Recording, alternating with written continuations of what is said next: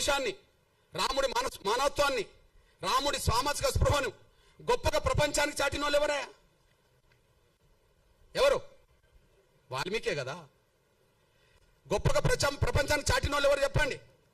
రామాయణం రాసిన వాళ్ళు ఎవరో చెప్పండి.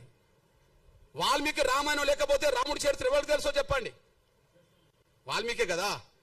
వాల్మీకిని మన తెలంగాణలో పోయే కదా, బీసీనే కదా, అక్కడక్కడ ఎస్సీలో ఉన్నారు కదా. పోనీ బీసీ సమాజం అనుకుందాం. నేనంటున్నా, వాల్మీకుడు రాముడి గురించి ప్రపంచానికి తెలియక ముందే అందరు తెలిసేలాగా చేసింది వాల్మీకి అయితే, నా బీసీ ప్రజలకు సంబంధించిన వాళ్ళు ఎందుకు పూజారులు ఉండరు రామ మందిరాల్లో? రాముడు యుద్ధం చేసే సమయానికి సీత జాడ కనుక్కోనేలాగా ప్రోత్సహించింది, తెలుసుకున్నది, వీళ్ళని కాపాడే ప్రయత్నం చేసింది మన జాంబవంతుడు కదా, దళితుడు కదా, మాదిగల ఆరాధ్య పురుషుడు కదా. కదా, ఈ దళితులకు లేని పూజారి వాళ్ళకెట్లా వచ్చింది? యుద్ధంలో గెలిపించింది మేము కదా, మా ఆదివాసులు కదా. రాముడి గురించి దేశానికి ప్రపంచానికి తెలిపేటట్టు చేసింది మా వాల్మీకి కదా. వాల్మీకిని బ్రాహ్మణులను ఒప్పుకోమనండి, జాంబవంతుడు మావాడని ఒప్పుకోమనండి, ఆంజనేయుడు మావాడని ఒప్పుకోమనండి. వాళ్ళు ఒప్పుకోరు కదా. వాళ్ళు ఎవరు మరి?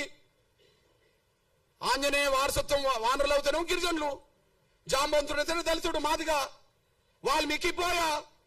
మరి మాకు లేని స్వేచ్ఛ రామ మందిరాల్లో, మాకు లేని హక్కు రామ మందిరాల్లో, మేము పూజారులు కానప్పుడు యుద్ధం చేయడానికి మాత్రం మేము ఉపయోగపడాలా? యుద్ధం చేయడానికి ఉపయోగపడాలా? సాబతుకులు ఉన్న వాళ్ళని కాపాడడానికి ఉపయోగపడాలా? యుద్ధంలో గెలిపించడానికి ఉపయోగపడాలా? చరిత్ర రాయడానికి ఉపయోగపడాలా? కానీ రామ మందిరాల్లో పూజలు చేయడానికి ఉపయోగపడమా మేము? మా దళితుల్లో, గిరిజనుల్లో, బలహీన వర్గాల్లో ఐఏఎస్ ఆఫీసర్లు అవుతాను కదా. ఈ దేశ రాష్ట్ర కేంద్ర ప్రభుత్వ సర్వీసులో ప్రధానంగా బ్యూరోక్రాట్స్ అంటే ఎవరంటారు? ఐఏఎస్ఏ కదా. కదా, మరి దళిత గిరిజన వర్గాలకు చదువుకుంటే ఐఏఎస్లు అవుతాను కదా, పూజారులు గారా? పూజారులు గారా అంటున్నా నేను.